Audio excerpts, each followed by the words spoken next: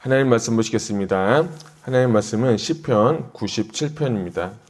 제가 가지고 성경은 구약 성경 874쪽입니다. 우리 1절 한 절만 읽도록 하겠습니다. 97편 1절입니다. 시작. 여호와께서 다스리나니 땅은 즐거워하며 허다한 섬은 기뻐할지어다. 아멘. 할렐루야. 오늘 새벽에 나오신 여러분들 환영을 축복합니다. 오늘도 말씀으로 승리하시고 평안한 하루 되시기를 기도합니다. 자, 오늘 설교 제목은 제가 피조물이 존재하는 참된 이유는 무엇입니까? 라는 제목으로 말씀을 나눌 텐데요.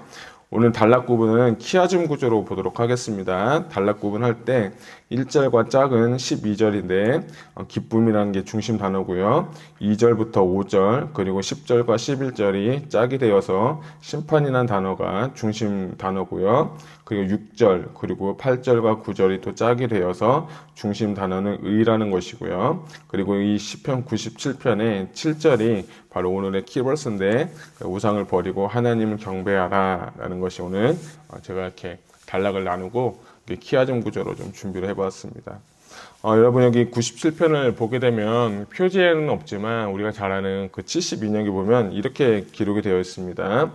포로 이후 그 집이 지어질 때 그리고 다윗의 노래라고 이렇게 표제어가 있습니다. 개역 개정은 없지만 72년기 보면 이 시편의 저자가 다윗이었을 것이다 라고 이제 72년에서 이렇게 나왔는데, 근데 이제 앞에 서두에 보게 되면 안 맞는 게 뭐냐면 포로 이후 그 집이 지어질 때라는 거면 참 시대가 안 맞는 거예요. 다윗은 포로 시대 사람이 아니라 왕정 시대 사람이고, 또 포로기 이후는 이스라엘 백성들이 포로기에서 풀려나서 다시 이곳에 이스라엘 땅에 돌아와서 성전을 짓고 그때 졌기 때문에 시대적으로 안 맞는데, 그럼 어떻게 봐야 되냐면 다윗이 시편을 많이 지었잖아요. 다윗의 시를 많이 지었는데 그 후대 사람인 유대인들이 와가지고 다윗의 시를 재편집해서 시로 만들어서 하나님 앞에 찬송을 올린 시가 바로 오늘 97편이 되도록 하겠습니다. 그래서 이 배경은 포로에서 잡혀온 이스라엘 백성들이 하나님께 드리는 찬송이고, 그런 배경으로 본다면 오늘 말씀이 이해가 될 것입니다. 특별히 여호와의 창조와 통치 또 의로운 판단에 대한 찬양을 하는 시가 바로 이 97편이고, 또 구분을 해본다면 신정시다라고 해서 하나님의 창조와 하나님의 통치를 찬양하는 시가 바로 97편이다라고 하는데, 저는 97편을 여러분 읽고 오셨는지 모르겠지만 처음에 1절부터 12절까지 쭉 읽으면서 오늘은 하나님 찬양하는 거고 하나님의 창조, 하나님의 통치를 경배하는 시인가 보다라고 이렇게 쭉 봤어요. 한 번, 이렇게 두 번, 이렇게 세 번을 보니까 이게 제가 볼 때는 그런 시도 맞긴 한데, 7절 이후부터는 6절부터 7절 이후부터는 계속 심판이라는 단어가 계속 나오면서 이건 보통 시가 아니겠구나, 제가 이렇게 좀 발견을 하게 됐습니다. 그래도 이거를 또 구조를 좀 보니까 키아중 구조로 보면 어떨까? 설교를 준비하면서 또 말씀 준비하면서 너무 힘든 거예요. 어떻게 설교를 해야 될까 하다가 키아중 구조가 혹시 맞을까 하고 한번 제가 1절 읽고 12절 읽고 2절 5절 이렇게 읽고 10절 11절 이런 식으로 읽어보니까 조금 이게 어쩜 이렇게도 볼 수 있겠구나 해서 이렇게 말씀을 준비했습니다. 우리 7절을 한번 같이 읽어보도록 하겠습니다. 같이 읽겠습니다. 시작. 조각한 신상을 섬기며 허무한 것으로 자랑하는 자는 다 수치를 당할 것이라. 너희 신들아 여호와께 경배할지어다. 아멘. 여러분들 97편 집에 가셔서 꼭 한번 읽어보시고 이렇게 구절을 나눠보고 한번 읽으면 좋겠어요. 그래서 저는 오늘 이 97편의 중심 구절은 7절이에요. 그 7절은 뭐냐면 하나님께 우상 섬기지 말고 하나님께 경배하라 라는 것이 바로 이것이에요. 왜냐하면 전 7절을 보면서 이스라엘 백성들이 이제 포로에서 잡혀온 자들한테 이 7절 말씀을 전하고 싶어서 시를 지은 거예요. 결론은 뭐냐면 너희가 왜 포로 생활을 했고 너희가 왜 어려움을 당했니? 라고 할 때 이스라엘 백성들에게 듣는 말은 뭡니까? 너희가 형식적인 종교 생활 그리고 정의와 하나님의 말씀을 저버리고 또 그리고 우상을 섬겼기 때문에 너네가 포로로 잡혀가게 된 거야. 그러니까 돌아와서 제발 부탁이야 정신 차리고 하나님을 섬겨라 하고 싶은 게 어쩌면 시편 기자의 목적인 것 같아요. 저는 오늘 여러분에게 드리고 싶은 말씀은 오늘 7편 말씀을 통해서 우리에게 들려주시는 하나님의 음성이 있기를 원합니다.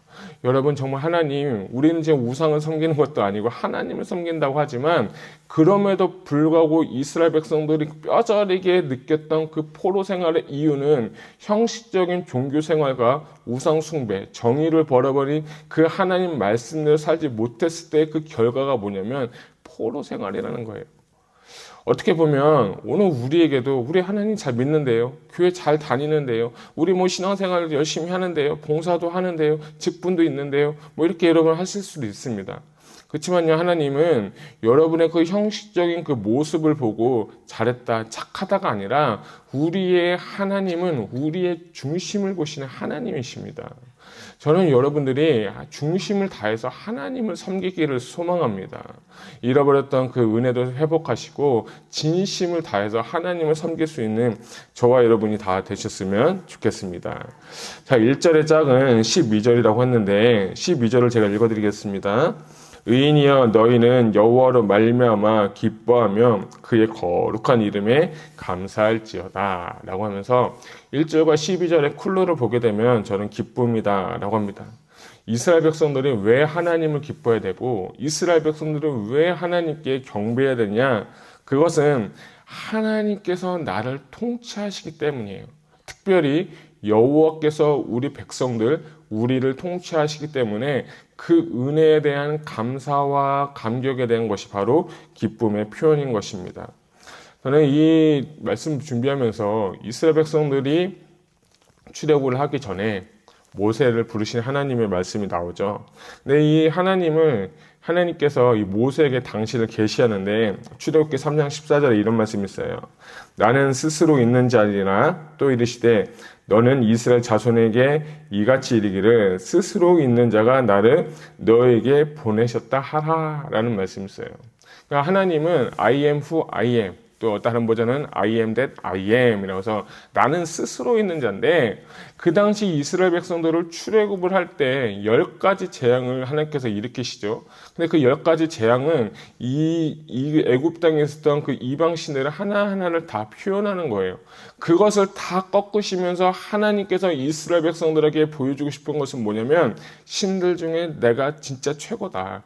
다른 신들은 다 우상이지만 내가 진짜 신이야. 내가 진짜 하나님이야. 내가 진짜 여호와야 하는 것을 보여주기 위해서 하나님께서 10가지 재앙을 주시고 이스라엘 백성들이 그 하나님을 믿고 경험한 거예요. 그 하나님이 우상이 우리 나라를 다스리는 것이 아니라 진정한 신, 위대한 하나님께서 나를 다스리고 우리나라를 경영하시기 때문에 기뻐할 수밖에 없는 것입니다. 그래서 하나님을 경배하고 그래서 하나님을 기뻐하라는 겁니다. 여러분, 이거 너무 은혜되는 말씀 아닙니까? 우상이 정말 나를 다스리는 것이 아니라 살아계신 그 하나님, 여호와께서 나를 통치하시고 여호와께서 나를 다스리는데 그거는 우리가 매일 매순간 기뻐해야 될 줄 저는 믿습니다. 이스라엘 백성들에게 하고 싶은 이 말씀은 뭐냐면 너희가 우상이 있을지라도 지금 포로에 있을지라도 너희를 다스리는 그 여호와께서 너희를 포로에서 이끌어내서 다시 돌아오게 하셨으니까 우리가 마땅히 해야 될 것은 뭐냐? 기뻐하는 거예요. 여러분, 우리도 원래 포로였어요. 우리도 원래 죄의 포로였어요. 그런데 예수 그리스도의 십자가의 그 은혜로 말미암아서 하나님의 자녀가 됐고 그분이 다스리시는 백성이 되었습니다. 여러분, 기뻐할 이유 있지 않습니까? 이거 하나만이라도 우리는 기뻐할 수 있는 거예요. 이거 하나만이라도 우리는 감사할 수 있는 것입니다. 정말 세상에 사단의 그 영역에 있는 우리가 예수 십자가 보혈로 하나님의 자녀가 되고 하나님의 백성이 된다는 것은 너무나도 감사한 거예요. 그 은혜에 우리도 감사하는 오늘 하루 되셨으면 좋겠습니다. 자, 2절과 5절 그리고 10절과 11절은 제가 짜게라고 했는데 10절과 11절은 같이 한번 읽겠습니다. 시작.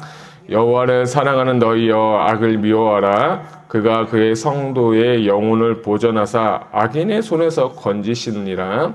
의인을 위하여 빛을 뿌리고 마음이 정직한 자를 위하여 기쁨을 뿌리시는도다. 아멘. 그래서 저는 이 두 번째 단락의 키워드는 심판이라고 봤어요. 그건 뭐냐면 2절부터 5절까지 보게 되면 하나님께서 흑암에 계시고 또 3절 보면 불이 그 앞에 나와서 사방의 대적들을 불사르는지다. 그리고 4절은 번개처럼 또 심판하신 걸 보고 그 결과 산들이 여호와 앞 곧 온 땅의 주 앞에서 떨며 밀랍같이 녹았다라고 하면서 2절과 5절, 10절과 11절은 여호와의 심판에 대해서 이야기하고 있는 겁니다. 1절에서는 전반부는 하나님의 경외, 경배, 기뻐하고 다스리면 통치했다면 이제 그 하나님이 어떤 분이신가를 알려주는 거예요. 그 다스리는 그 하나님은 심판하신 하나님이라는 거예요. 어떤 사람에게 심판하시냐면 하나님을 알지 못하고 우상을 섬기고 그 때때로 살지 못하는 자들에게 너희가 반드시 심판하시는 하나님을 기억하라는 거예요. 이스라엘 백성들이 이 말씀을 들었을 때 뼈저리게 느꼈을 거예요. 맞아. 우리 조상들이 우리가 하나님 버렸더니 뼈저리게 심판받아서 종살이를 하고 포로 생활을 했어. 이것을 깨달을 것 같아요. 그러니까 그 하나님은 어떤 분인지를 정확하게 알고 하나님 뜻대로 살지 못했을 때 그 결과에 대해서 몸소 체험했기 때문에 그들의 신앙생활이 어쩌면 좀 달라지지 않았을까 싶습니다. 특별히 저는 오늘 말씀을 보면서 요한계시록의 말씀이 나왔어요. 요한계시록 18장을 보게 되면 이 마지막 때 바벨론의 패망에 대해서 쭉 기록이 되었는데 구전 18장 18절에 이런 말씀이 있습니다. 그가 불타는 연기를 보고 외쳐 이르되 이 큰 성과 같은 성이 어디 있느냐라고 하면서 이 성이 무너진 것에 대해서 한탄하는 것을 볼 수 있어요. 이건 뭐냐면 내 뜻과 내 방법과 나의 성을 세울 때 하나님 뜻대로 세우지 않는 그 모든 성을 하나님께서 심판하시고 멸하신다는 것을 요한계시록에 나오는 거예요. 그러니까 야긴들의 그 심판에 대해서 정확하게 묘사하고 있는 책이 요한계시록이고 18장에 가가지고 무너졌다 다 무너졌다고 하면서 큰 성 바벨론이 다 무너졌다고 하면서 하나님을 대적했던 그 모든 것들이 다 무너진 것을 볼 수가 있어요. 여러분 우리는 지금 이 시대는 다 마지막 때라고 합니다. 다 마지막 때를 살고 있다고 얘기하고 다 주님 곧 오신다고 얘기하는데 과연 여러분에게 얼마나 그 종말신앙, 재림신앙이 있습니까? 우리가 오늘 이 시간 하나님은 특별히 예수님은 초림에 오신 예수님은 우리를 구원하시기 위해서 오셨지만 이제 재림하신 예수님은 이제 심판주로서 오시게 되는 겁니다. 그래서 오늘 우리가 새벽에 예배를 드리고 하나님께 기도하고 말씀 보는 이유가 무엇입니까? 정결하기 위해서, 신부단장하기 위해서 하나님 주님 오심을 맞이하는 마음으로 우리가 오늘 이 시간 새벽에 나온 것 아니겠습니까? 사랑하는 성도 여러분, 저는 여러분들이 정말 이 긴급한 종말의 그 마음을 가지고 주님 오심을 기다렸으면 좋겠습니다. 특별히 주님은 선악간에 오셔서 심판하신다고 했습니다. 그 심판대 앞에서 그 누가 세우면 그 누가 하나님 앞에 설 것입니까? 저는 그래서 10절의 말씀에 이런 말씀이 있어요. 보니까 여호와를 사랑하는 너희여 악을 미워하라. 악을 미워하라는 거예요. 그리고 나서 그가 그의 성도의 영혼을 보존하사 악인의 손에서 건지시니라. 아멘. 저는 20절 말씀을 읽으면서 참 은혜가 되고 너무 좋았습니다. 그 얼마나 복된 소망입니까? 하나님은 악인을 심판하지만 의인들은 그 악에서부터 우리를 건져내 주신다는 겁니다. 여러분 이거 정말 저는 엄청 복된 소망이라고 생각합니다. 또 18장 요한계시록 18장 4절과 5절에 보면 이런 말씀 있어요. 또 내가 들으니 하늘로부터 다른 음성이 나서 이르되 내 백성아 거기서 나와 그의 죄에 참여하지 말고 그가 받을 재앙들을 받지 말라. 그의 죄는 하늘에 사무쳤으며 하나님은 그 불의한 일을 기억하신지라 라고 했습니다. 하나님은 우리가 정말 지금 지금 어둠의 세계에 있지만 의인을 사는 자들에게 건져주시고 우리를 이렇게 복되게 하시는데 참 저는 이 말씀 보면서 이런 말씀 생각났어요. 누가복음 21장 20절에 이런 말씀이 있어요. 너희가 예루살렘이 군대들에게 에워싸는 것을 보거든 그 멸망이 가까운 줄 알라 라는 말씀이 있어요. 이건 예수님께서 하신 말씀인데 예수님께서 이제 예루살렘에 멸망한 군대들이 너희 온 것을 다 도망가라고 했어요. 이것은 AD 30년에 티투스 장군에 의해서 예루살렘이 이제 멸망을 나가고 예루살렘이 파괴되는데 그걸 예언하시고 그때가 올 때가 종말인 줄 알고 피하라는 거예요. 자, 저는 이걸 보면서 진짜 지혜는 때를 분별할 줄 아는 게 어쩌면 지혜겠구나 생각이 들었습니다. 여러분, 지금 시대가 어떤 시대입니까? 지금 시대가 지금 어떤 시대입니까? 우리가 말하지 않아도 다 알고 있습니다. 동성애가 판을 치고 마약이 판을 치고 하나님을 대적하여 높아진 것들이 너무나도 많아지고, 이때에 진짜 믿음의 사람을 만난다는 거, 의인을 만난다는 건 너무 어떻게 보면 어려운 일일 수도 있습니다. 저는 여러분들이 의인이 되셨으면 좋겠습니다. 소돔과 고모라 성은 의인 한 사람이 없어서 멸망당한 거예요. 그런데 아브람 한 사람 때문에 롯을 구했다면, 여러분이 아브람같이 의인이 되어서 여러분의 자녀를 살리고 민족을 살리고 교회를 살리고 나라를 살리는 역사가 있기를 소망합니다. 주님 오늘 소망을 말씀 주셨어요. 의인을 건지시겠다라고 하는데, 그분이 어떤 분이냐, 그것에 대해서 또 속성에 대해서 이야기가 나오는데 6절 그리고 8절 9절을 같이 보게 되면, 이 6절과 8절 9절에 보면 의라는 단어가 계속 나옵니다. 의롭다. 하나님은 우리를 심판하시는데 무엇을 갖고 근거를 갖고 심판하시냐? 하나님의 의를 가지고 심판하시는 거예요. 그분은 의로우신 분이에요. 여러분, 하나님을 섬기는 자, 하나님의 백성은 의로운 백성이라고 했어요. 그런데 그 의는 나의 행위와 나의 공로로 되는 것이 아니라 오직 예수 십자가의 보혈의 공로로 우리가 의롭게 되는 줄 믿으시기 바랍니다. 그래서 저는 그 의를 의지해서 우리가 오늘 하나님 앞에 나아가는 것이고, 그 의를 의지해서 우리가 주님 앞에 심판대 앞에 설 때 예수 십자가의 보혈의 그 의로 말미암아서 우리는 하나님이 보시고 의롭다 여겨지게 되는 것입니다. 여러분, 그 은혜, 그 사랑, 그 의를 여러분 옷 입기를 소망합니다. 여러분, 그거는 내가 하는 게 아니에요. 내가 아무리 똑똑하다고 해도, 아무리 돈이 많다고 해도, 외모가 아무리 멋있다고 해도 그걸로 가는 게 아니에요. 오직 예수 십자가의 보혈의 공로와 그 능력으로 우리가 의롭게 됨을 입었고, 의롭게 되었다면 이제 빛의 자녀로서 우리가 이 세상에서 살아가게 되는 것입니다. 정말 여러분들이 그런 의라는 것을 알았으면 좋겠습니다. 특별히 심판은 불의한 사람들이 받는 것입니다. 불의는 무엇입니까? 예수 믿지 않는 겁니다. 거듭나지 않는 것입니다. 죄사함 체험이 없는 것입니다. 그런 사람을 불의하다고 하는 겁니다. 그 예수님의 십자가에서 의가 되시고 죽으시면서 의로운 사람이 되었고, 십자가의 보혈로 내가 의롭게 되었다면 이제 의로운 사람으로서 생활하시기를 소망합니다. 자, 그래서 이제 결론은 뭐냐? 7절을 보게 되면, 조각한 신상을 섬기며 허무한 것으로 자랑하는 자는 다 수치를 당할 것이라. 너희 신들아, 여호와께 경배할지어다. 이 시편의 기자의 간곡한 부탁은 무엇입니까? 여호와를 경배하라는 것입니다. 여호와를 예배하라는 것입니다. 주님을 높여드리라는 것입니다. 여러분, 저는 오늘 하루의 삶을 통해서 여러분들이 하나님을 경배하는 삶이 살기를 소망합니다. 내가 대접받고 내가 높아지고 내가 뭔가 이루는 것이 아니라, 나는 이미 죽었고 내 안에 계신 주님께서 높아질 수 있도록 그분을 위해서 경배하는 삶, 그분을 높여드리는 삶이 우리 삶 가운데 있기를 소망합니다. 그런 자에게 주시는 축복은 8절부터 12절까지 계속 주시는 겁니다. 어쩌면 단락부분은 제가 키아적으로 봤지만, 하나님께서 이 7절 이후부터는 경배하고 그들에게 심판을 면하게 하시고 하나님께서 그에게 복을 주신다는 겁니다. 그래서 그들은 기뻐하고 경배하며 감사하게 되는 것입니다.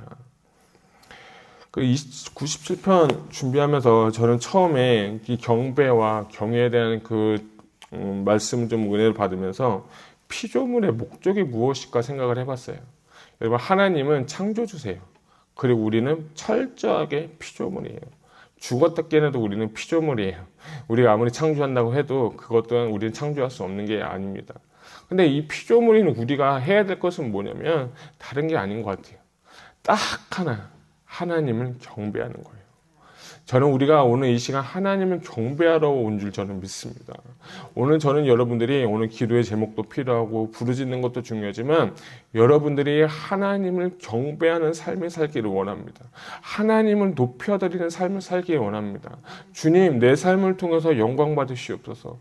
주님, 나의 기도를 통해서 주님 찬송 받으시옵소서. 나의 찬양을 받으시고 주님의 이름이 높아지기를 원합니다. 나의 가정 가운데서, 나의 직장에서, 나의 자녀들의 삶 가운데서 우리의 삶의 영역에서 우리 교회를 통해서 우리 지역사회가 우리 남과 아주 일대가 미국이 하나님을 경배하는 삶이 되게 하여 주시옵소서. 우리가 하나님을 경배할 때 하나님께서 도우시는 그 은혜로 말미암아 다른 자들도 와서 경배하는 삶을 살게 해달라고 여러분 같이 한번 기도해 보시지 않겠습니까?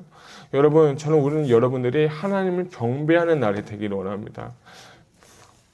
저는 찬양을 솔직히 잘 못해요. 그 노래도 솔직히 잘 못해요. 근데요, 그래도 제가 하나님께 찬양하는 이유가 있어요. 왜냐하면 하나님은 제 찬양을 좋아하시기 때문이에요. 아멘 해주셔서 감사합니다. 왜냐하면 하나님은 저를 지으신 목적은 당신을 찬양하기 위해서 우리를 지었어요. 하나님 높여드리는 거예요. 하나님의 이름을 찬양하는 거예요. 그러면 하나님이 그 찬양을 받으시고 너무 기뻐하시는 거예요. 피조물 중에 최고의 피조물은 인간이잖아요. 근데 피조물 중에 제일 말 안 듣는 피조물이 뭔지 더 잘 아시죠? 바로 사람이에요. 하나님께서 창조하실 때 피조물에 대한 그 목적들이 다 있어요. 해도 목적이 있고, 달도 목적이 있고, 별도 목적이 있고, 꽃들도 목적이 있고, 하늘도, 땅도, 바다도, 여러분 저보다 더 많이 아시니까 여러분 좋아하는 꽃들도 찬양도 있지만, 그 피조물 중에 가장 모든 피조물들은 다 그 창조주의 그 목적에 맞게 살아가는데 유일하게 인간만이 그 피조물의 그 목적에 살아가지 못할 때가 너무 많다는 거예요. 여러분, 저는 우리를 지으신 하나님의 그 목적을 바로 알고 깨달았으면 좋겠습니다. 그래서 우리가 하나님 피조물인 우리가 철저하게 창조물인 그분의 목적에 맞게 살아가는 거. 하나님은 오늘 우리를 왜 이 땅에 보내셨습니까? 하나님이 왜 우리를 지어서 당신의 영을 주고 하나님의 형상을 부어주셔서 이 땅을 살아가게 하겠는지 그 목적을 여러분 오늘 한번 물어보세요. 하나님 나에게 왜 보내셨어요? 하나님 왜 나 창조하셨어요? 여러분 돈 벌려고요? 잘 살려고요? 그건 세상 사람들 다 하는 거예요. 세상 사람과 달라야죠. 우리는 기독교인이잖아요. 예수 믿는 사람이잖아요. 아멘이죠? 한 번 더 할까요? 여러분 거듭나셨잖아요. 반드시 여러분 창조의 목적을 발견하셔야 돼요. 그래야 우리가 하나님께 경배할 수 있고 창조 피조물이신 그분께 영광 돌릴 수 있는 겁니다. 저는 여러분들이 오늘 하루 하나님을 경배하며 살아가는 귀한 하루가 되셨으면 좋겠고, 피조물의 목적인 그분의 뜻을 따라 살며 하나님께 영광 돌리는 귀한 하루 되시기를 주님의 이름으로 축복합니다. 기도하겠습니다.